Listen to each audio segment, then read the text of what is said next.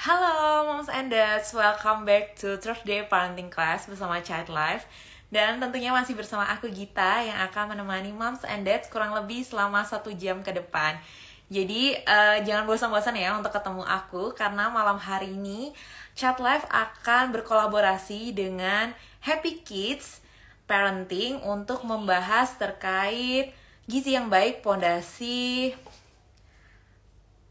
penting untuk anak. Jadi aku sampai agak lupa sedikit ya tadi.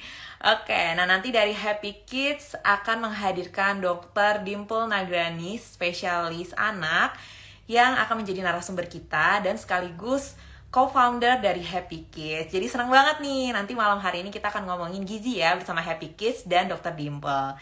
Dan buat moms and dads yang sudah bergabung di Thursday Parenting Class bersama Child Life malam hari ini, jangan lupa untuk tulis dulu di kolom komentar bagaimana kabarnya, apakah sehat, baik-baik saja.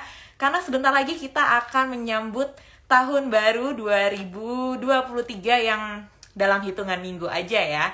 Dan bagaimana persiapan untuk liburannya, apakah sudah menyiapkan starter pack untuk berlibur bersama si kecil. Dan di kolom komentar juga udah ada Moms Lisa nih yang bilang alhamdulillah baik kak. Waduh, semoga selalu sehat ya Moms. Ada Moms Mega juga, Moms Nita, Moms Anti yang sudah siap nih menyusun resolusi. Dan untuk malam hari ini aku akan pin komen ya untuk tema kita malam hari ini. Jadi salah satu hal yang penting dalam perkembangan anak adalah memastikan gizinya tuh tercukupi. Jadi untuk malam hari ini bersama Happy Kids dan Dr. Dimple nanti akan ngomong gizi yang baik, pondasi penting untuk anak. Dan buat moms and dads yang punya pertanyaan nih seputar tema kita malam hari ini, boleh banget langsung aja tulis di kolom komentar di list. Dan bisa juga tulis di question box, nanti akan aku bantu tanyakan satu-satu kepada Dr. Dimple. Dan untuk yang aktif bertanya di kolom komentar dan di question box, tentunya nanti akan ada hadiah seperti biasanya dari Child Life, yaitu untuk 3 orang penanya teraktif dan pertanyaannya juga terbaik akan mendapatkan voucher belanja dari childlife.id. Plus ada lunch bag kuning yang cakep banget ini dari Child Life, dan ini bisa membawa bekal makan si kecil nanti untuk saat masuk sekolah di tahun 2023. Jadi gampang banget ya, dan pastikan sudah follow childlife.id. Terus kalau ngomongin gizi, pasti nanti akan berhubungan dengan nutrisi. Kalau nutrisi ada makro dan mikronutrien. Kalau nanti untuk penjelasan lebih lanjut terkait makro dan mikronutrien akan dijelaskan langsung sama Dr. Dimple. Tapi kalau misalnya mikronutrien, sepengetahuan aku nih ya, mikronutrien itu adalah suplementasi tambahan. Dan kalau misalnya mau memberikan suplementasi tambahan yang terbaik untuk si kecil, yang pasti harus menggunakan Child Life, karena anak sehat, anak Child Life. Dan sebenarnya di Child Life itu ada 11 jenis produk, di antaranya 8 liquid dan sisanya itu non-liquid. Dan 1 di antaranya dari ke-11 itu adalah untuk mama. Jadi untuk moms yang mungkin lagi mempersiapkan kehamilan atau sedang hamil atau menyusui, yaitu Child Life Prenatal DHA. Nah, kalau ngomongin gizi itu kan ujung-ujungnya pasti sulit makan, terus berat badan kurang maksimal, terus nanti kalau gizinya nggak baik, pencernaannya juga akan terganggu, perkembangan otaknya juga akan kurang maksimal, abis itu tinggi badannya juga nggak maksimal. Nah, semua itu sebenarnya bisa nih diberikan atau ditambahkan dengan suplementasi tambahan dari Child Life. Aku akan kenalin satu-satu beberapa sebelum nanti mengundang Dr. Dimple bergabung. Kalau untuk membuat tinggi badan si kecil optimal, pasti membutuhkan kalsium dan magnesium. Nah, bisa memberikan Child Life Liquid Calcium with Magnesium yang jumbo ini. Dan ini untuk menambah tinggi badan, kemudian untuk otot, sendi, saraf, gigi. Nah, ini bisa nih dibantu untuk pertumbuhannya dengan Child Life Liquid Calcium with Magnesium. Kemudian kalau pingin punya mata yang sehat, pastinya kan butuh vitamin A, lutein juga kan. Nah, ini tuh bisa mengkonsumsi Child Life Healthy Vision. Nah, kalau yang ini bentuknya soft melts, kalau yang ini bentuknya liquid. Nah, soft melts itu kayak gimana sih, Kak Gita? Bentuknya kayak permen seperti ini dan rasanya itu natural berry flavor. Tentunya di Child Life semuanya itu tidak ada perasa dan pewarna buatan. Jadi emang dari bahan-bahan alami. Dan aku juga mau ngasih tahu kalau Child Life itu tidak mengandung EG dan DEG. Untuk pengujiannya itu udah dilakukan di Indonesia dan dari negara asal Child Life sendiri dari Amerika. Terus kalau misalnya mau liburan, kan kadang ada masalah pencernaan seperti diare dan sembelit. Pastinya membutuhkan kebutuhan zinc plus nih, ada dari Chat Life juga. Terus kalau misalnya flu batuk, apalagi musimnya sekarang labil ya, kadang panas, kadang hujan. Pastinya harus memiliki Chat Life Echinacea, karena Echinacea merupakan imunomodulator yang bagus banget nih untuk menangkal virus dan bakteri untuk si kecil. Lengkap banget gak sih? Terus masih ada lagi kok. Kalau misalnya untuk meningkatkan kecerdasan, daya ingat, kemudian konsentrasi si kecil sejak dini, pasti membutuhkan DHA, cod liver oil kan. Nah, itu ada dari produk Chat Life, ada 2 ya untuk meningkatkan kecerdasan, konsentrasi berpikir. Ada Chat Life Pure DHA dan Chat Life Cod Liver Oil. Kalau ini bentuknya chewy, kalau cod liver bentuknya liquid. Tapi yang liquid nggak aku bawa, tapi segede ini ya. Nah, yang terakhir nih, ini best seller banget, karena ini tuh untuk bisa membantu meningkatkan nafsu makan si kecil. Ayo, Cung, siapa sih yang anaknya masih susah banget makan? Nah, ini tuh banyak banget udah reviewnya, harus review bahkan dari teman-teman aku yang sudah punya anak. Kalau anaknya diberikan ini tuh langsung nafsu makannya itu berkali-kali lipat, karena Chat Life multivitamin dan mineral itu mengandung 16 vitamin esensial ditambah mineral yang mencukupi kebutuhan harian si kecil. Jadi emang produk dari Chat Life itu selengkap itu untuk memenuhi kebutuhan si kecil nih, moms and dads. Nah, tuh banyak banget tuh yang susah makan. Untuk mamanya boleh nggak, Kak? Kalau untuk mamanya sebenarnya ini boleh sebenarnya, tapi untuk semua vitamin dan ukurannya itu udah untuk anak-anak. Jadi ya, untuk anaknya terlebih dahulu ya, Mams. Dan ini merupakan diformulasikan langsung juga dari Dokter Murai, dokter spesialis anak terkenal. Dan untuk produk-produk dari Chat Life itu bisa dibeli di mana sih, Kak Gita? Oh ya, sebelum itu aku mau tahu kalau produk dari Chat Life itu kebanyakan di antaranya semua itu bisa dikonsumsi ketika si kecil memasuki masa empasi atau usia 6 bulan. Tapi ada nih satu produk yang bisa dari 0 bulan, yaitu Chat Life Vitamin D3 yang sekarang lagi out of stock karena emang banyak banget yang beli itu. Jadi menuju akhir tahun langsung aja nih di check out ya untuk produk-produk yang best seller ini. Oke, karena tadi aku belum ngasih tahu belinya bisa di mana, bisa di Guardian, di Watson, bisa di apotek terdekat, bisa juga di Natural Farm. Kalau di Natural Farm sekarang ada diskon up to 25%, bisa juga ke official store-nya dari Chat Life, ada di Tokopedia. Jadi, Moms and Dads, ayo deh langsung aja kalau untuk si kecil nggak usah pilih-pilih dan berikan yang terbaik seperti Chat Life. Karena anak sehat adalah anak Chat Life. Waduh, rame banget malam hari ini. Oke, habis ini aku akan langsung undang ya Dr. Dimple dan Happy Kids untuk bergabung ke dalam Thursday Parenting Class bersama Chat Life malam hari untuk membahas gizi yang baik, pondasi penting untuk anak. Oke, langsung aja aku undang ya. Siap-siap. Bentar, aku cari dulu.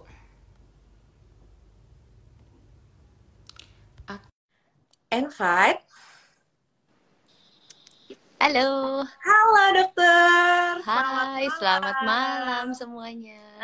Oke, mungkin aku tes suara dulu. Apakah suara aku sudah terdengar dengan jelas, dokter? Sip, jelas banget. Siap nih ya.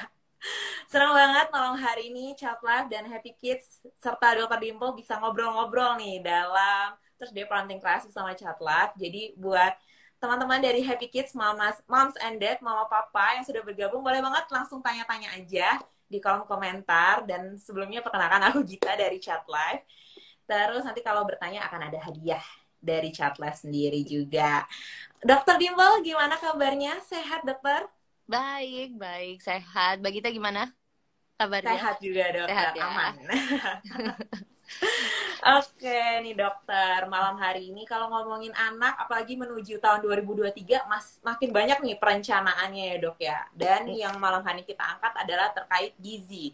Karena kan gizi itu pondasi penting ya, pondasi paling dasar untuk perkembangan tubuh si kecil. Tuh. Nah, mungkin aku langsung aja ya dok, karena aku udah punya list banyak pertanyaan dan dari papa, Mas Sandet juga pastinya udah banyak banget nih pertanyaan di kolom komentar yang terus berjalan. Siap. Saya kayak udah mau ujian nih, udah lagi deg-degan nih. Waduh. Enggak bercanda. Oke dokter. Nah, malam hari ini kita ngomongin gizi. Sebenarnya banyak juga orang yang belum mengerti gizi dan nutrisi itu tuh apa. Mungkin bisa dijelaskan gizi dan nutrisi itu apa sih, Dok? Oke, terima kasih. Pertanyaan pertama yang sangat-sangat bagus ya. Jadi kita kalau lagi ngomongin gizi, biasanya seringkali kesannya kita lagi ngomongin berat badan. Oke. Ya kan? Jadi setiap kali kita ngomongin gizi itu kayak seakan-akan, waduh, berat badan si kecil, berat badan si kecil gitu kan. Dan kayak setiap kali kalau mau ke dokter anak udah kayak ujian aja ya. Kalau mau ditimbang berat badannya mama papa udah deg-degan ya. Bahkan bete banget kalau berat badannya turun gitu kan. Atau nggak naik itu kayak, atau naiknya, dok naiknya cuman 500 gram, saya targetnya 700 gitu kan. Jadi banyak sekali ya yang emosi yang acak adut kalau lagi ngomongin berat badan gitu kan. Tapi ternyata gizi atau nutrisi itu bukan hanya berat badan gitu ya. Kalau kita lagi ngomongin nutrisi gizi itu kita sedang membicarakan suatu hal yang holistik. Ya, jadi berat badan bukan satu-satunya faktor, gizi itu merupakan salah satu faktor. Ya, jadi kalau kita lagi mau ada pemeriksaannya secara objektif, kita bisa melihat status gizi ya atau kesehatan si kecil, kelengkapan vitamin, mineral, yang tadi udah sempat disebut makronutrien, mikronutrien ya, itu yang kita sebut sebagai nutrisi atau gizi gitu ya. Kita bisa meriksanya itu dengan melakukan pemeriksaan terhadap berat badan, tinggi badan, lingkar kepala, dan kenaikan berat badan per bulannya. Ya, tapi itu hanya penanda apakah gizi atau nutrisi kita itu bagus. Oke, jadi di dalamnya nih, di dalam tubuh kita gitu ya, organ-organ tubuh kita, jaringan-jaringan tubuh kita itu sehat atau enggak gitu. Di dalam darah kita itu selnya cukup atau enggak. Jadi makanan untuk selnya itu cukup atau tidak. Jadi kalau kita lagi ngomongin nutrisi itu sebetulnya itu bukan hanya berat badan. Waduh, kompleks banget ya, Dok. Iya, ya. kompleks. Emang panjang, makanya mama papa moms and dad kalau ke dokter anak tuh berasa kayak takut nih, berasa kayak ujian skripsi atau sidang skripsi ya, kalau kurang maksimal kan juga lama juga ya, Dok, ya mengejarnya. Dan kalau ngomongin gizi kemudian nutrisi pasti kan berhubungan dengan ya masalahnya anak-anak pasti sulit makan, kemudian gimana sih, Dok, caranya untuk meningkatkan berat badan secara optimal. Nah, terus tadi sebenarnya dokter juga sudah menyinggung adanya makro dan mikro. Sebenarnya juga masih banyak nih mama, papa, moms and dad yang masih bingung makro dan mikronutrien itu sebenarnya apa sih, Dok? Perbedaannya apa? Kalau definisinya aja kan kita tahu, tapi isi di dalamnya ini belum tahu nih, Dok. Mungkin bisa dijelaskan juga. Sip. Jadi ini sebetulnya adalah simpelnya ini adalah makanan buat sel atau jaringan kita. Oke. Jadi kalau kita lagi ngomongin tentang makronutrien itu ada karbohidrat, ada protein, ada lemak. Itu kan yang besar-besarnya gitu ya. Dan itu yang kita ketahui. Jadi kan kita juga udah tahu tuh kalau MPASI kita harus memulai dengan menu yang lengkap. Harus ada karbo, harus ada protein, harus ada lemak ya. Nah, jarang sekali kita jadinya membahas tentang vitamin. Vitamin mineral contohnya vitamin A, vitamin B, vitamin C, D, E, K ya kan. Kemudian kita ngomongin zinc, kita ngomongin kalsium, kita ngomongin omega, kita ngomongin semua itu adalah mikronutrien ya. Jadi kalau kita ngomongin tentang vitamin dan mineral, kita sedang membicarakan tentang mikronutrien. Mikronutrien ini kita butuhkan banget untuk fungsi dari sel. Ya, jadi kalau contohnya untuk mata yang bagus kita butuh apa?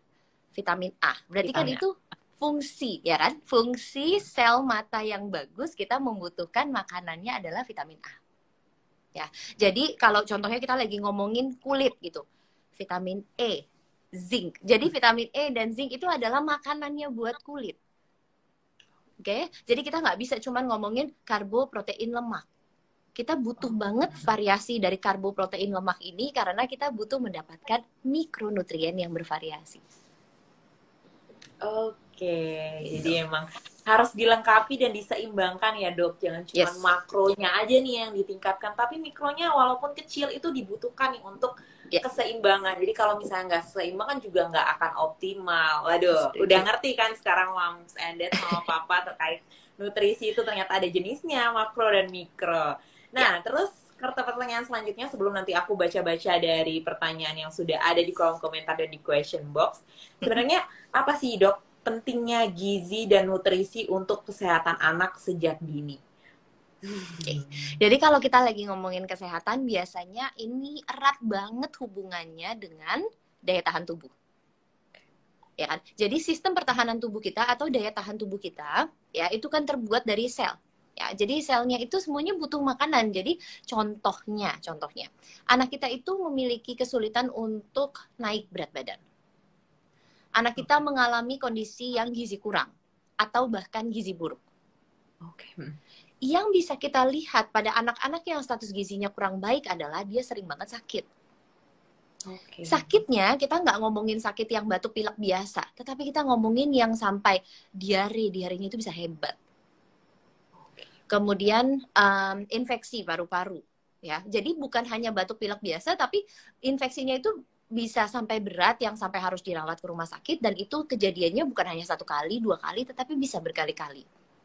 Ya, jadi kalau kita ngomongin anak yang gizi buruk atau yang gizi kurang, itu pasti daya tahan tubuhnya nggak bagus karena daya tahan tubuhnya itu tidak mendapatkan makanan. Oke.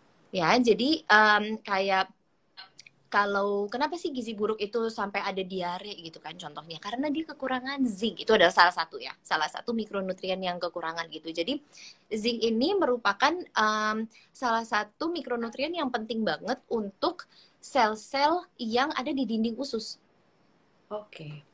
Ya kan? Jadi hal-hal seperti ini sebetulnya wajib sekali kita perhatikan karena status gizi yang terganggu itu bisa mengganggu daya tahan tubuh juga. Jadi sepenting itu gitu. Kalau kita kurus kering itu pasti dalamnya mikronutriennya kurang semua gitu. Jadi memang harus diperhatikan karena erat banget hubungannya sama daya tahan tubuh.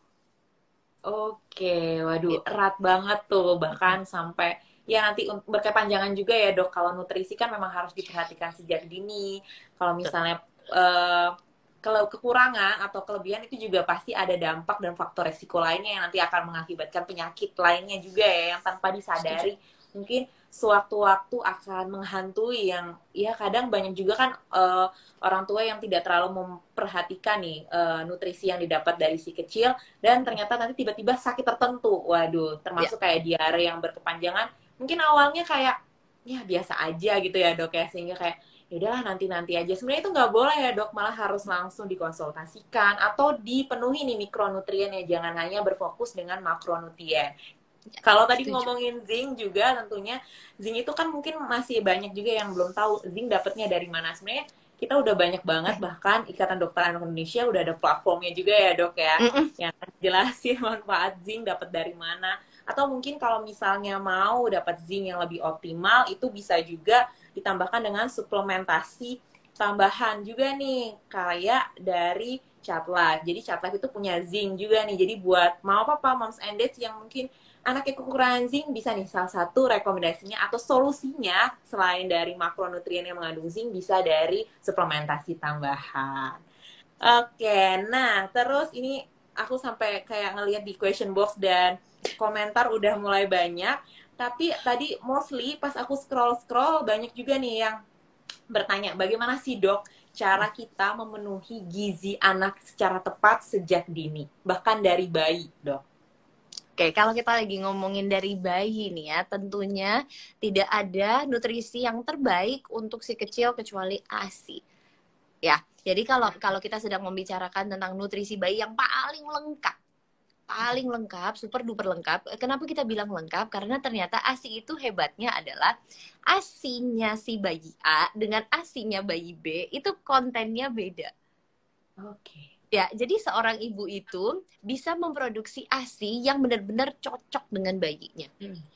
Ya, jadi bayi prematur gitu contohnya, ASINya itu pasti akan disesuaikan. Beda dengan ASI dari seorang ibu yang bayinya itu tidak prematur. Ya, jadi kalau kita lagi ngomongin tentang nutrisi bayi itu pastinya ASI gitu kan. Nah, kalau kita sedang membicarakan ASI, kita juga wajib memastikan bahwa volume ASI-nya cukup. Oke. Ya, jadi kita nggak bisa hanya mengatakan, oke, saya mau ASI, pokoknya saya mau ASI. Betul, setuju, ASI itu adalah yang terbaik. Jadi, kalau kita ingin memberikan si kecil yang terbaik, gimana caranya? Kita harus mempertahankan produksi ASI kita Kita harus memastikan bahwa anak kita itu posisi dan pelekatan menyusuinya itu benar-benar bagus supaya dia benar-benar bisa mengosongkan payudara. Ya, jadi kita jangan sampai memakai kacamata kuda gitu ya, seakan-akan seperti itu.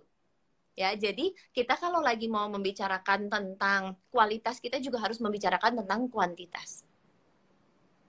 Ya, kalau anak kita contohnya minum ASI betul, tapi dia minumnya itu setengah dari kebutuhan dia, tentunya itu juga tidak akan cukup.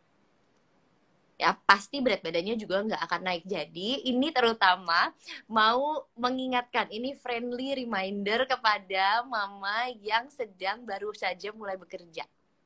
Please banget, jangan males-males pumping, please.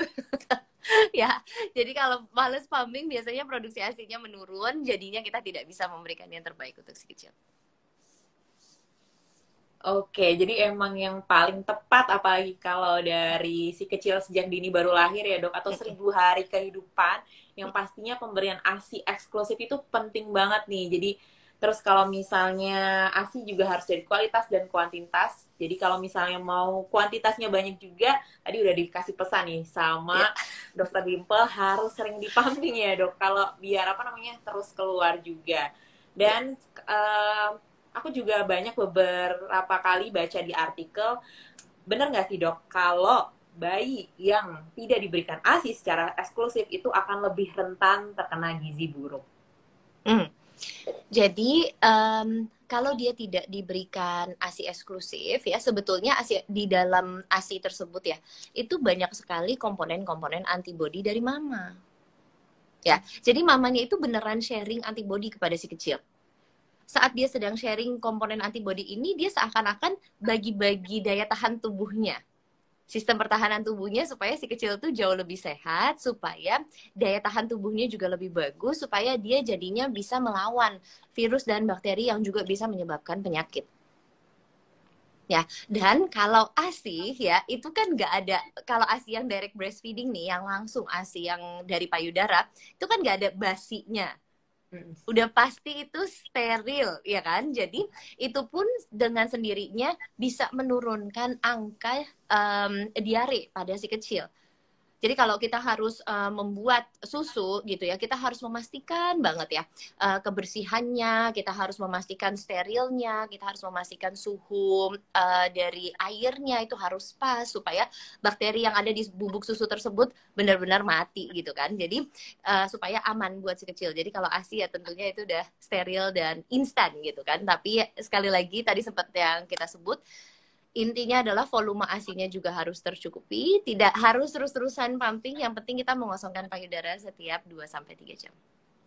Oke, jadi ya karena itu tadi balik lagi ya, ASI itu merupakan ya anugerah yang emang nutrisinya udah paling lengkap banget dan emang harus dipenuhi juga dan diberikan untuk si kecil agar tumbuh kembangnya lebih optimal. Jadi emang pemberian ASI eksklusif itu juga ya, itu merupakan salah satu usaha terbaik dari mama yang sudah melahirkan ya dok ya. Setuju banget. Nah terus tadi kan aku juga udah menyinggung gizi buruk, bahkan tadi udah banyak juga yang udah mulai bertanya tentang malnutrisi juga nih di kolom komentar. Sebenarnya kalau ngomongin gizi buruk, apakah gizi buruk itu hanya terjadi pada kondisi tubuh yang kurus aja dok? Apakah orang yang anak yang terlihat gemuk itu bukan gizi buruk atau tidak terkena gizi buruk? Pertanyaannya oke banget nih. Kayaknya lulusan kedokteran juga nih. Enggak nih dok. Ini pertanyaannya bagus-bagus banget. Sip banget nih. Jadi kalau ini suatu hal yang jarang sekali disadari adalah kita itu selalu mengatakan bahwa anak yang gemuk itu sudah pasti dalam tanda kutip sehat ya. Ya, jadi kayak seakan-akan itu adalah persepsi yang sebetulnya wajib banget kita ubah. Sekali lagi akan saya ulang, terutama untuk mama dan papa yang baru join ya, bahwa berat badan bukan satu-satunya faktor kalau kita lagi ngomongin gizi. Ini merupakan salah satu faktor, tetapi bukan satu-satunya faktor. Ya, jadi contohnya nih ya, tadi untuk menjawab pertanyaannya Mbak Gita ya. Jadi contohnya anak kita itu gemuk atau berat badannya cukup. Berat badannya ada di garis hijau. Bagus banget dong ya, kalau di WHO di garis hijau itu kayaknya mama papa happy banget ya kan. Tapi ternyata saat digali, anaknya hanya mau makan nasi. Dia hanya mau makan nasi titik, dia tidak mau makan makanan yang lain. Apakah kita happy? Ya, jadi kalau kita melihat bahwa anaknya itu makannya itu aja, variasinya kurang, berarti ini yang menandakan bahwa anak ini sebetulnya hidden hunger atau kekurangan gizi. Kalau kita cek darahnya, mikronutriennya, contohnya kita lihat zat besi, kita lihat zinc, kita lihat vitamin D, kita lihat vitamin B12. Ya, kita lihat magnesium, kita lihat semuanya. Kurang. Kenapa? Oh, ternyata anaknya picky eater. Oh, ternyata anaknya cuma mau makan nasi doang. Ya, jadi hal ini atau variasi yang kurang untuk si kecil itu merupakan suatu kondisi emergency yang harus segera ditangani gitu. Kita nggak bisa diam-diam aja, dan sekali lagi kita nggak bisa happy hanya karena titik berat badan si kecil ada di garis hijau grafik WHO. Sepenting itu. Ya, jadi betul sekali, bisa banget anak yang gemuk itu kesannya gizi buruk.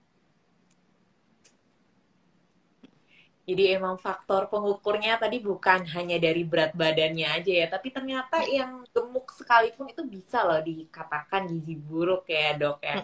Kayak mengerikan banget ya kalau udah ngomongin anak terus gizi nih, waduh, semakin complicated nih. Bahkan tadi aku scroll dan aku udah mulai lihat di question box, banyak banget nih mama-mama, moms yang curhat. Anaknya tuh pilih-pilih makanan, picky eater. Maunya sosis, nugget, kayak nggak mau makanan yang serat-serat. Nah, itu gimana sih dok sebenarnya cara mengatasi anak yang susah makan? Ini kayaknya jadi PR sejuta umat mama-mama nih di seluruh Indonesia, bahkan seluruh dunia kadang ya dok ya. Mungkin bisa dikasih tipsnya nih biar karena kan kalau gizi buruk kan juga berhubungan dengan anak yang sulit makan ya dok, atau pilih-pilih. Mungkin bisa dijelaskan dok. Oke. Yang pertama adalah saya mau mengingatkan mama dan papa untuk tidak deg-degan. Oke, please banget, emosi kita itu penting banget saat kita lagi parenting, saat kita lagi menjaga dan berusaha untuk memberikan yang terbaik untuk si kecil. Emosi kita itu super duper penting gitu ya. Jadi kalau emosi kita acak-adut gitu ya, bener-bener emosi kita berantakan banget, anak kita lagi nggak mau makan, kitanya marah-marah terus, kitanya galak banget, kitanya sampai memohon-mohon anak kita, please deh, please ya, satu gigit aja gitu ya, karena kitanya desperate kan. Kita desperate, kitanya emosinya lagi nggak stabil sama sekali, atau tuh ada yang bilang juga, ya suka gregetan. Nah, kalau memang suka gregetan, marah-marah, coba deh lihat wajah kita saat kita sedang menyuapi si kecil. Ini adalah salah satu faktor yang penting banget. Oke, kemudian kita coba lihat ke diri kita sendiri, apakah kita ingin disuapi oleh wajah yang seperti itu gitu. Ya kan? Jadi itu ngefek banget ya, beneran. Jadi kalau sampai kita melihat anak kita itu memiliki masalah makan, yuk cari bantuan. Cari bantuan, ya. Sambil memperhatikan feeding rules gitu. Contohnya, apakah kita itu sudah nomor 1, memperhatikan jadwal makan. Ya, jadi kalau kita belum memperhatikan jadwal makan, kita berharap anak kita yang baru saja makan biskuit coklat untuk makan malam, kayaknya impossible deh. Kita pun abis makan biskuit coklat, nafsu makannya berkurang. Nggak se-happy itu makan lagi. Saya nggak bilang bahwa kita nggak bisa makan malam. Bisa. Tetapi kita nggak se-happy kalau tadinya kita nggak makan si biskuit coklat. Jadi, tidak boleh ada cemilan on random saat kita sedang memberikan makan pada si kecil. Nggak boleh. Jadwal makan tuh benar-benar nomor 1. Nomor 2 adalah variasi makanan. Jangan dong anak kita diberikan nasi sop besoknya. Nasi sop besoknya. Nasi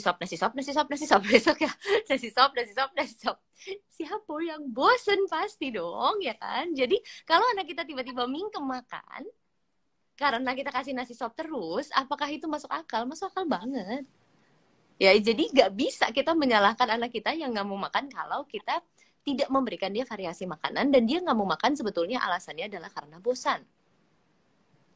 Nomor 3, lingkungan. Faktor lingkungan itu super duper penting ya. Jadi anak kita yang lagi sibuk nonton, karena makannya itu sambil nonton, dia lupa mengunyah. Semuanya ditumpuk, dia jadinya mengemut. Nggak mau makan, nggak mau buka mulut. Kitanya marah-marah. Padahal gadget kan gadget kita ya. Yang ngasih ke dia itu siapa? Kita juga kan. Ya, jadi hal seperti itu tuh penting banget diperhatikan ya. Lingkungan penting. Nomor 4 adalah tekstur. Biasanya anak kita itu yang nggak mau makan, langsung teksturnya diturunin. Tanpa melihat, dok anak saya nggak mau makan, jadi saya kasih bubur aja. Setelah itu anaknya beneran nggak mau makan, mingkem. Karena anaknya nggak suka bubur, anaknya mau mengunyah. Kalau mamanya makan atau papanya makan, dia suka kayak meraih makanan gitu kan, udah kayak mau gitu kan makanannya. Tapi ternyata dia itu tertarik dengan variasi makanan yang mau makan, dia tertarik juga dengan tekstur makanannya, dia tertarik juga dengan aroma karena dikasih bumbu-bumbu yang luar biasa. Ternyata anak kita pinter makan. Tapi kita yang menyepelekan dia dan kita yang memberikan dia nasi sop.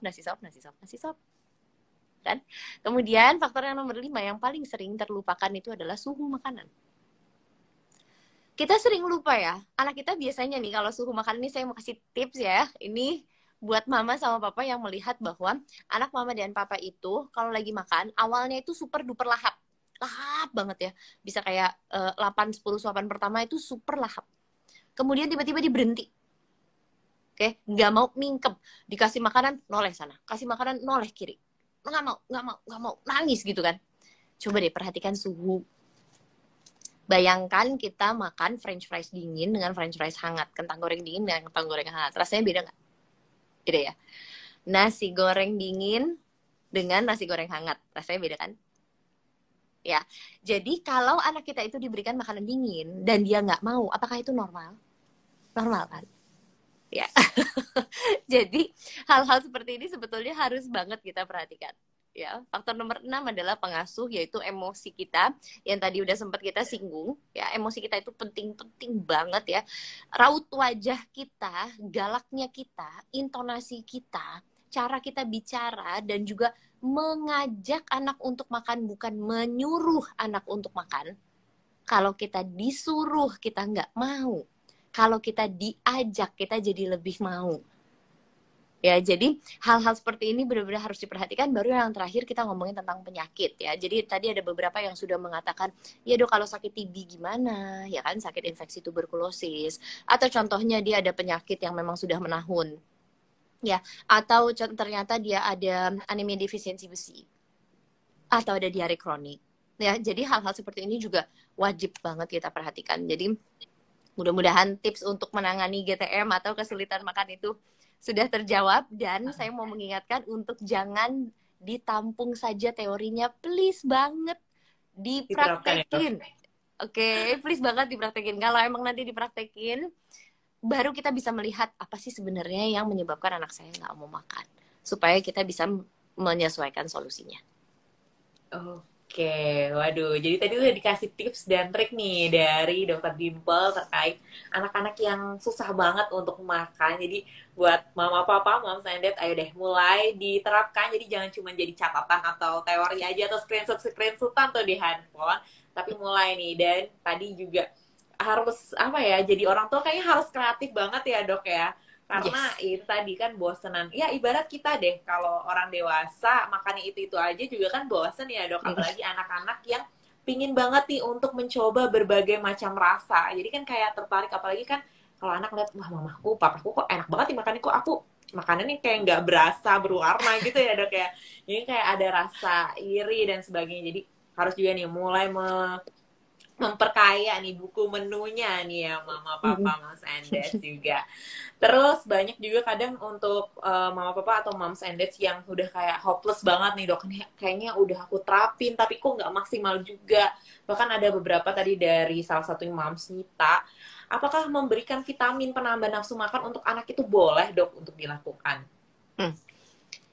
Intinya adalah tidak ada penambah nafsu makan gitu ya. Jadi contohnya ya, kita benar-benar kalau memperhatikan feeding rules atau tadi yang kita sebut ya jadwal makan, variasi, lingkungan, semuanya itu kita udah perhatikan.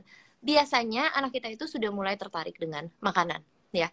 Tetapi memang betul ada beberapa vitamin yang sudah dikaitkan dengan nafsu makan. Jadi kalau vitamin-vitamin ini kurang, ini bisa menurunkan nafsu makan.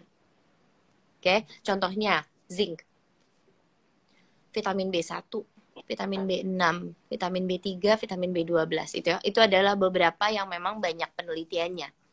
Ya, bahwa kalau kita kekurangan vitamin-vitamin ini dan kalau kita disuplementasi vitamin-vitamin ini, beneran nafsu makannya juga akan ikut meningkat.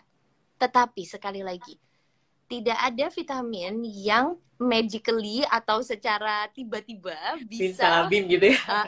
bim ya, bisa langsung meningkatkan nafsu makan dan juga berat badan si kecil kalau feeding rules-nya itu berantakan. Ya, jadi kita pun harus memberikan variasi makanan, itu penting ya gitu. Kita memberikan variasi makanan supaya contohnya kita mendapatkan sesuatu dari daging sapi yang tidak kita dapatkan dari daging ayam. Kita mendapatkan sesuatu dari daging ayam yang tidak kita dapatkan dari daging sapi. Ya kan? Jadi kita mendapatkan sesuatu dari telur yang tidak kita dapatkan dari ikan, atau kita mendapatkan sesuatu dari ikan yang tidak kita dapatkan dari telur. Itu gunanya variasi makanan. Tidak ada satu makanan yang fits all, yang semuanya super duper lengkap. Nggak ada yang seperti itu. Itu ya. Jadi betul ada beberapa yang memang dikaitkan, tetapi harus diperhatikan lagi feeding rules-nya. Oke. Jadi jawabannya tetap harus diseimbangkan lagi tadi ya dok ya, makro dan mikronutriennya. Kalau cuma ditambah dengan suplementasi tapi feeding rules-nya atau makronya juga tidak dipenuhi secara optimal, ya sama aja nih moms and dads. Tapi emang penting juga karena itu untuk membantu menyokong ya. Jadi dukungan mikro itu kan untuk menyokong dari makronya itu sendiri. Jadi emang kebutuhannya tuh lebih kecil daripada makro nih moms and dads. Dan ya tadi mungkin balik lagi kayak harus introspeksi diri apakah sudah menerapkan hal yang terbaik nih buat anak. Apalagi kalau cara makan itu kan akan berpengaruh juga sampai nanti dewasa ya dok ya. Kalau misalnya sekarang makannya milih-milih terus kayak nggak mau makan sayur, itu bisa-bisa ada bahkan teman aku sendiri yang nggak suka sayur bilang udah makan sayur, udah kan itu makan bakwan udah ada sayur. Wah nggak gitu konsepnya, nggak gitu konsepnya kan ya dok ya. Jadi berbeda nih. Jadi memang tadi mungkin langkah preventif lainnya untuk membantu menyokong nih agar anaknya bisa meningkatkan nafsu makan bisa ditambah dengan suplementasi. Termasuk tadi kan ada juga jenis-jenis vitamin yang memang dibutuhkan secara optimal seiring perkembangan tubuh anak-anak ya. Nah, kalau ngomongin vitamin tambahan tentunya bisa juga tadi kan aku udah jelasin di opening di awal nih untuk moms and dads, bahkan teman-temanku yang sudah berkeluarga juga banyak yang memberikan suplementasi tambahan mikronutrien. Nah, kalau misalnya mau yang lengkap itu bisa ditambahkan dari Chatlab multivitamin dan mineral. Karena ini tuh vitaminnya ada 16 yang udah dirangkum jadi satu ditambah mineral. Jadi 16 vitamin esensial dan mineral yang mampu membantu nih atau menemani hari-hari si kecil jadi biar lebih optimal, jadi makro dan mikronutriennya lebih terikat lagi. Tapi tentunya balik lagi feeding rules-nya harus dioptimalkan secara tepat. Waduh, kita udah setengah jalan dan pertanyaan masih banyak, jadi semoga ya kita harus hurry up lagi untuk berbicara pertanyaan selanjutnya nih dok.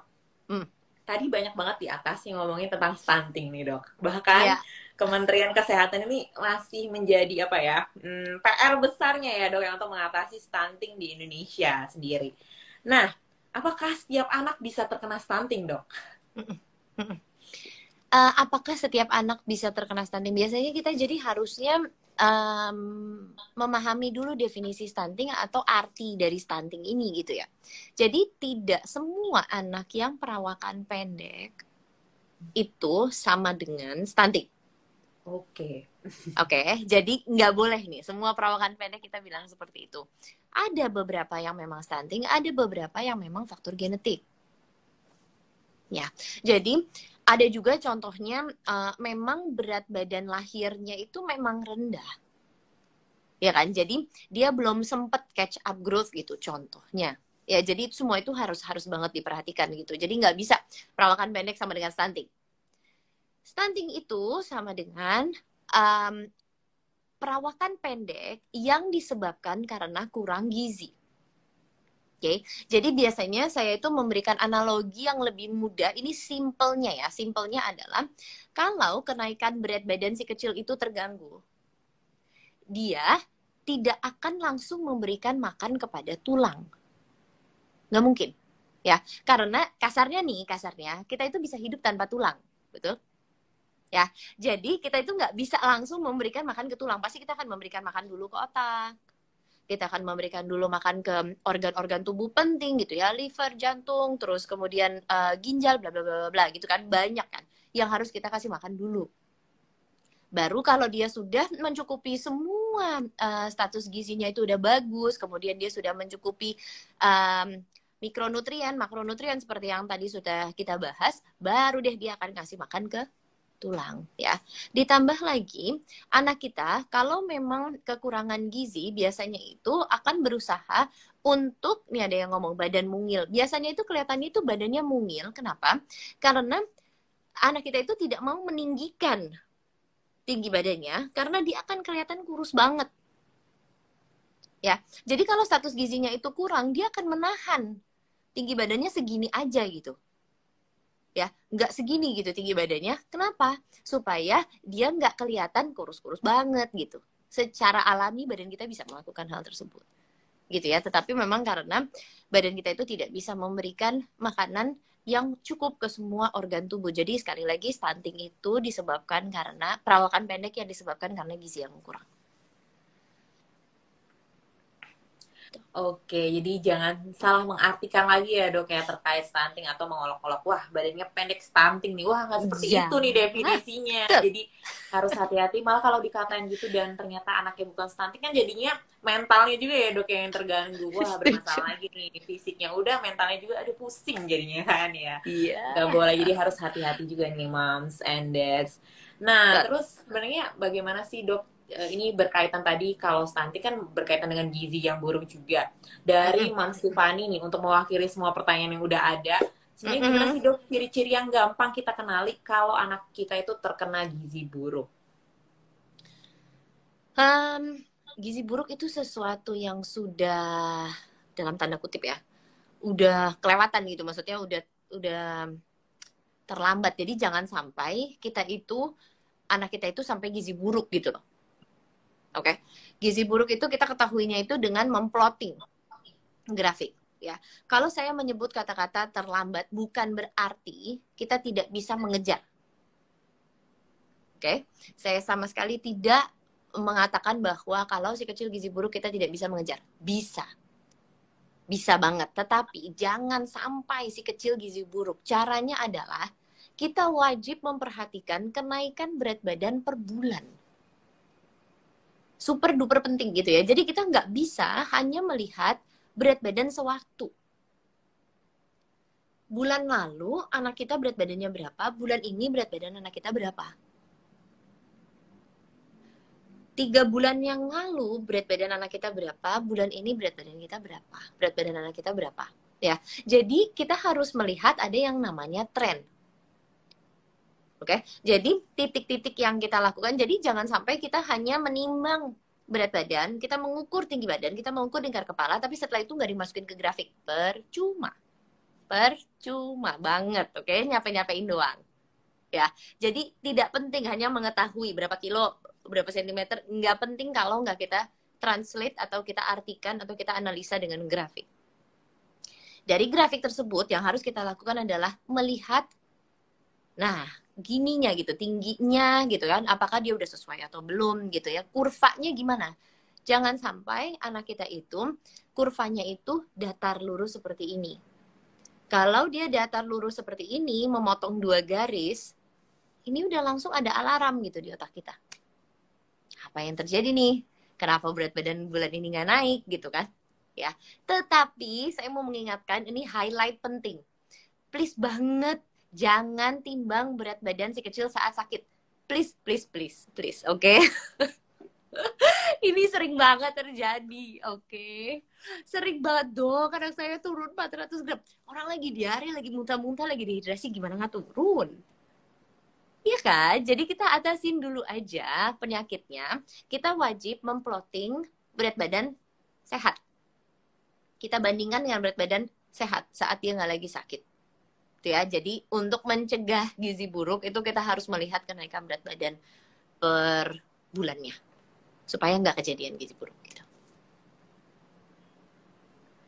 Oke, nah tadi tuh udah dikasih tahu ya ciri-cirinya gimana, dan yang tadi paling penting kalau ya jangan takut ya moms. Apalagi mungkin itu yang new parents ya dok ya. Jadi kalau pas sakit langsung buru-buru ditimbang nih berat badan, wah berkurang, wah jadinya depresi pikiran sendiri. Jadi ya, sebenarnya harusnya diperbaiki terlebih dahulu sebelum apa namanya ditimbang-timbang ya mas and Iya, dads. setuju. Oke, nah udah dapat lagi nih ilmunya baru kan. Bahkan ini tadi aku juga banyak juga nih yang curhat terkait yang ada di garis hijau dan sebagainya, BB-nya stuck tapi tetap di hijau, gimana sih dok? Terus nah banyak tuh yang bilang kayak gitu dok. Kalau misalnya Iya. berat badannya stuck tapi tetap di hijau gimana nih dok? Oke. Ini pertanyaannya oke ya. Jadi kita kalau lagi ngelihat berat badan yang stuck, yang harus wajib banget kita cari tahu adalah kenapa. Oke. Biasanya yang sering kali terjadi adalah penimbangan berat badan yang kurang akurat. Yaitu kita menimbang berat badan si kecil, hari ini kita si kecil itu memakai baju celana pendek dan kaos. Bulan lalu dia pakai jogger, pakai topi, pakai pakai celana yang tebel gitu kan, celana jogger ya, sama sweater gitu kan contohnya ya. Jadi kalau kita melihat kenaikan berat badan dia itu tinggi bulan lalu, itu juga ada faktor baju yang sangat berat gitu loh. Oke, jadi jangan sampai kita menganalisa data yang salah atau data yang kurang benar atau data yang tidak akurat. Ya, jadi kalau kita mau melihat benar plotting, paling bagus nih, paling oke adalah menimbang berat badan anak tanpa baju sama sekali. Lebih bagus lagi tanpa pampers atau tanpa diaper gitu, popok. Ya, jadi kalau sampai kita menggunakan popok yang terisi, ya, popok yang terisi itu isinya lumayan loh, berat juga gitu kan. Popok yang ada pupup itu juga isinya juga lumayan ya kan. Jadi jangan sampai ternyata berat badannya itu nggak naik karena bulan lalu dia pakai bajunya terlalu berat, yang bulan ini cuma pakai atasan kaos sama celana pendek tanpa sepatu gitu ya. Jadi itu penting banget, oke? Yang faktor nomor 2 adalah kalau sampai dia nggak naik dan makannya nggak pinter, yuk langsung tangani. Nggak peduli dia di garis hijau. Beneran itu bukan faktor satu-satunya. Oke, berat badan tidak naik, dia di garis hijau. Berat badannya nggak naik karena dia nggak mau makan atau dia karena kesulitan makan. Langsung harus ditangani. Oke. Oke, jadi langsung ya dok ya, walaupun masih di garis hijau harus langsung gercep nih mama papa Yes. moms and dads. Dan Betul. terus banyak banget juga mama papa moms and dads yang baru tahu ternyata harusnya apa namanya menimbang itu tanpa pakaian, tanpa menggunakan pakaian. Wah, jadi udah lebih tahu nih sekarang. Bahkan ada yang bilang ya udah kalau kayak gitu habis mandi langsung aja ditimbang. Ya mungkin bisa ya salah satunya dengan cara seperti itu. Nah, jadi banyak lagi nih ilmu tambahan yang kita dapat di malam hari ini. Tapi aku juga penasaran sebenarnya karena kita kolaborasi dengan Happy Kids yang basicnya untuk parenting nih dok. Sebenarnya apakah pola asuh itu juga mempengaruhi nih kebutuhan gizi dari anak? Yes banget. Ya, jadi kalau kita lagi ngomongin parenting ya, saya biasanya itu selalu mengingatkan kepada orang tua, beneran loh, parenting is not that hard. Ya, jadi jangan sampai kita meng-approach atau mendatangi parenting itu sebagai suatu masalah. Ya kan? Yang penting kita itu tahu, kita itu aware, kita itu benar-benar sadar bahwa ada masalah. Kalau ada masalah, yuk fokus ke solusi, bukan fokus ke masalahnya. Jadi saya selalu mengingatkan kepada mama dan papa, stop labeling. Jangan terus-terusan melabel. Dok, anak saya stunting. Dok, anak saya stunting nggak sih? Dok, anak saya stunting nggak sih? Gitu kan. Atau, dok, anak saya GTM banget. GTM. Stunting GTM, stunting. Gitu kan. Jadi kalau kita fokusnya itu ke GTM, kita fokusnya ke stunting. Itu jadinya kita fokusnya ke problem, bukan ke solusi. Ya, label itu buat apa? Label itu kan buat kita cari solusi. Ya udah, yuk kita fokus ke solusinya. Anak saya GTM. Oke, apa sih sebenarnya yang menyebabkan GTM? Kalau kita sudah mendapatkan jawabannya, yuk langsung dipraktekkan. Kalau kita mau mempraktekkan hal tersebut, kita harus menyadari bahwa tidak ada suatu kebiasaan yang harus kita ubah itu akan berubah secara instan. Nggak ada. Semua hal kalau mau kita ubah itu butuh proses untuk melihat hasilnya. Ya, jadi kita nggak bisa merubah feeding rules baru satu hari. Dok, anak saya kan jadinya nggak mau makan, jadi saya kasih lagi bubur. Atau, dok, anak saya nggak mau makan, jadi saya gendong-gendong dulu sambil lihat kucing di luar gitu kan. Jadinya nggak berubah lagi. Ya kan? Padahal kita harus konsisten. Jadi saya mau mengingatkan, kalau kita sebagai orang tua, sebagai mama atau sebagai papa, kita stres, itu manusiawi banget. Saya tidak meminta mama dan papa nggak boleh stres ya, mama papa nggak, saya nggak ngomong gitu. Tetapi kalau kita stres, yuk minta bantuan. Curhatin ke pasangan, curhatin ke mama papa kita, curhatin ke mertua, minta tolong bahwa yuk kita sama-sama yuk nanganin gizi si kecil. Kita harus kompak satu suara untuk tidak memberikan cemilan on random kepada si kecil. Ya kan, kalau kita mengajak semuanya itu bekerja sama, anak kita juga nggak akan bingung, dia jadinya tahu apa yang benar, apa yang salah, feeding rules-nya jalan. Ya, jadi emosi itu penting, super duper penting, karena kalau kita marah-marah terus, anak kita rungsing banget deh, percaya deh. Itu bener deh. Oke, jadi emang sebenarnya pola asuh itu juga berperan penting ya untuk apa namanya pemberian gizi yang baik sehingga pondasi itu juga terbentuk sejak dini itu jadi bagus gitu. Ya sama aja kalau misalnya memberikan makan atau nutrisi tambahan atau memberikan makan nih kepada si kecil setiap harinya disertai dengan makan nggak diancam kan jadinya malah takut ya dok ya kayak kok gini banget ya mama aku apa sih salah aku dimarahin terus jadi harus memang kayaknya emang penting banget ya untuk tiap orang belajar parenting ya dok ya. Bahkan bukan cuma yang sudah berumah tangga atau sudah menikah, bahkan yang mungkin masih merencanakan pernikahan harus sejak dini nih belajar terkait parenting. Bagaimana sih nanti menjadi orang tua. Emang karena benar nih kata orang-orang, bahkan kata mama aku sendiri nih dok, menjadi orang tua itu belajar sepanjang masa walaupun anaknya udah dewasa nantinya pasti akan tetap harus jadi apa namanya ya diperhatikan gimana udah makan apa belum nah itu emang kayak gitu jadi orang tua jadi emang hebat banget yang udah menjadi orang tua salut banget setuju salut banget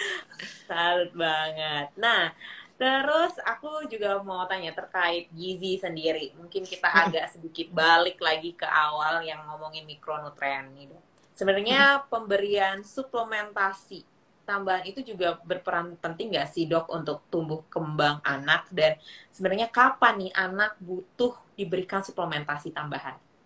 Oke, anak itu butuh diberikan suplementasi tambahan tuh kalau memang kita sebagai dokternya itu menganggap bahwa dia kurang gitu ya. Contohnya ya suplementasi zat besi gitu ya contohnya. Kenapa sih suplementasi zat besi itu? Tadi ada beberapa pertanyaan sekalian saya jawab juga ya. Jadi, kenapa sih suplementasi zat besi itu memang direkomendasikan untuk bayi-bayi ASI? Alasannya adalah karena memang di dalam ASI, zat besinya memang kurang. Yang kita butuhkan per harinya itu kira-kira sekitar 11 mg per hari. Oke, yang ada di ASI seingat saya itu adalah di bawah 1 mg. Oke, jadi kalau kita memberikan zat besi kepada bayi ASI, itu cocok tempatnya. Ya. Alangkah baiknya kalau kita melakukan pemeriksaannya terlebih dahulu. Ya kan, zat besinya berapa, HB-nya berapa, itu lebih luar biasa lagi. Tetapi kalau nggak bisa, oke, indikasinya apa gitu kan. Terus satu lagi contohnya, vitamin D gitu kan. Vitamin D kan sekarang lagi marak-maraknya gitu. Ya. Nah, kita juga harus memperhatikan kenapa tiba-tiba semua orang merekomendasikan vitamin D.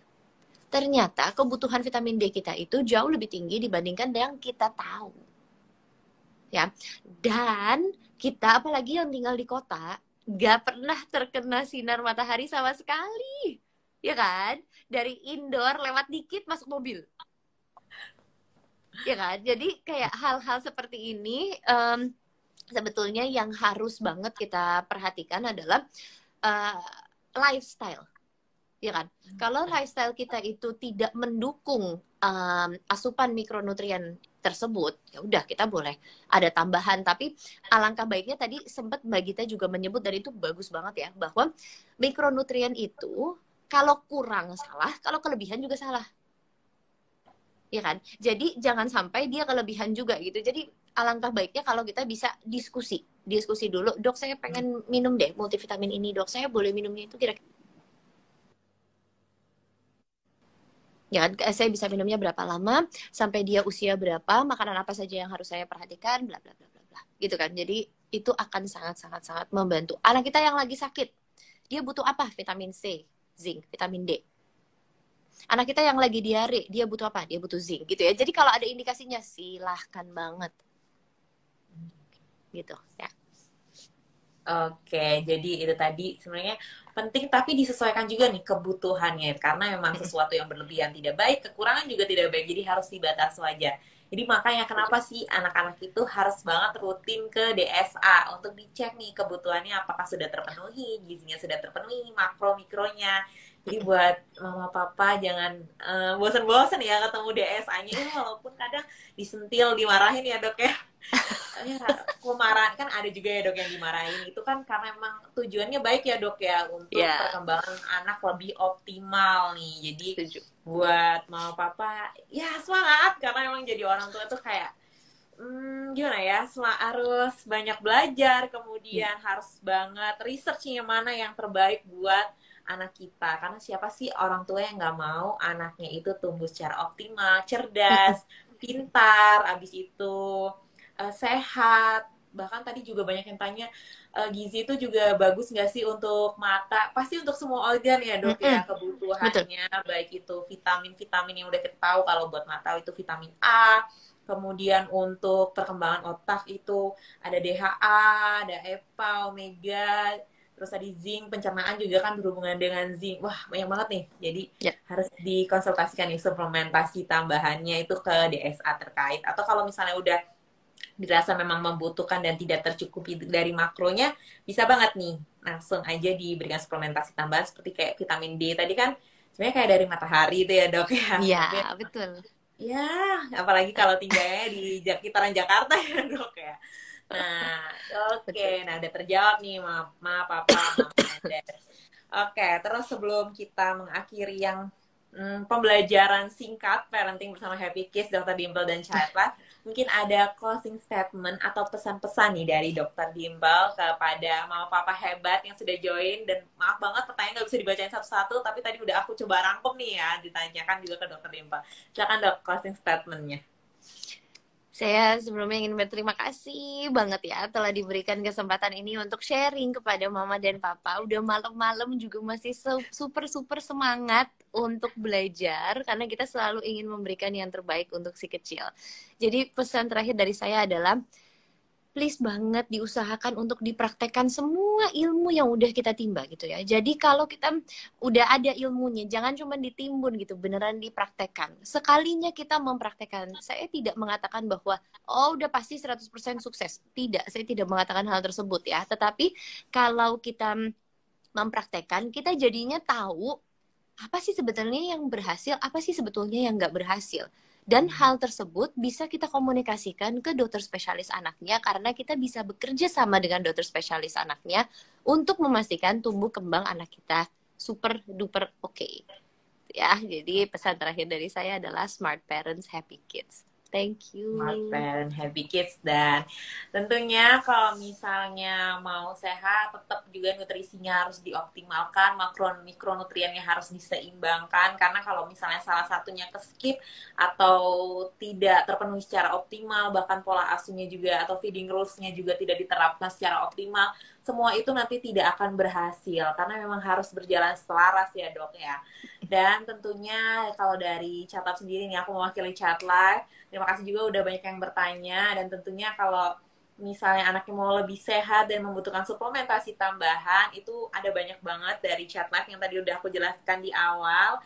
kalau misalnya mau tinggi badannya lebih optimal pasti kan membutuhkan kalsium, magnesium juga itu dari Chat Life Liquid Calcium with Magnesium. Terus tadi kebutuhan untuk penambah nafsu makan atau dukungan tambahan nafsu makan itu bisa dengan Chat Life multivitamin dan mineral karena mengandung vitamin B, B6, B12 yang bisa memenuhi nih kebutuhan nutrisi si kecil hariannya. Terus kalau misalnya sekarang batuk pilek, apalagi musimnya pancaroba dan mau pergi liburan, takut anak terinfeksi dengan virus, bakteri, tentunya bisa nih untuk yang natural ada Echinacea, karena Echinacea adalah imunomodulator yang bisa bagus banget untuk menemani si kecil untuk terbebas dari virus dan bakteri. Dan tentunya kalau misalnya mau pencernaannya juga sehat, ada Chat Life Zinc Plus nih. Terus satu lagi, dua lagi deh, nanggung. Kalau misalnya matanya mau sehat dan kebutuhan vitamin A-nya bisa lebih optimal, selain dari makronutrien yang seperti sayuran-sayuran, protein, lemak, serat, ada juga Chat Life Healthy Vision yang bentuknya soft melts. Dan kalau mau kecerdasannya lebih meningkat, mengandung DHA EPA, terus cod liver oil ada juga Chat Life Pure DHA yang ini bentuknya chewable, kalau yang cod liver bentuknya liquid. Dan yang liquid semua itu sudah terbebas dari EG, DEG dan sudah diuji juga di Indonesia maupun di Amerika, di mana Chat Life itu berasal. Dan jangan lupa diingat anak sehat, anak Chat Life. Oke, Dr. Dimple dan Happy Kids, terima kasih banyak ilmunya. Banyak banget pertanyaan yang masuk di question box serta di kolom komentar, tapi maaf banget nggak bisa dijawab satu-satu. Semoga nanti kita bisa parenting bareng-bareng lagi untuk ngomongin topik-topik lainnya. Dan tentunya emang gizi yang baik itu fondasi penting untuk anak. Jadi harus dilengkapi makro-mikronya, terus diterapkan juga feeding rules-nya agar anak tidak GTM ya dok ya. Dan terpenting pola asuh itu juga yang terpenting. Dan semangat untuk belajar terus Mama Papa, Mas Andes. Dan Dr. Dimple terima kasih. Dan tim Happy Kids juga terima kasih. Semoga sehat selalu dokter. Semoga kita Amin, bisa terima lagi. kasih. Dan untuk semua yang sudah bergabung, terima kasih. Untuk hasil rekaman nanti akan aku simpan jadi bisa ditonton berulang kali. Oke, itu aja malam hari ini. Selamat istirahat semuanya. Bye-bye. Semuanya, dadah, makasih. Sehat terus. Sehat terus. Dadah.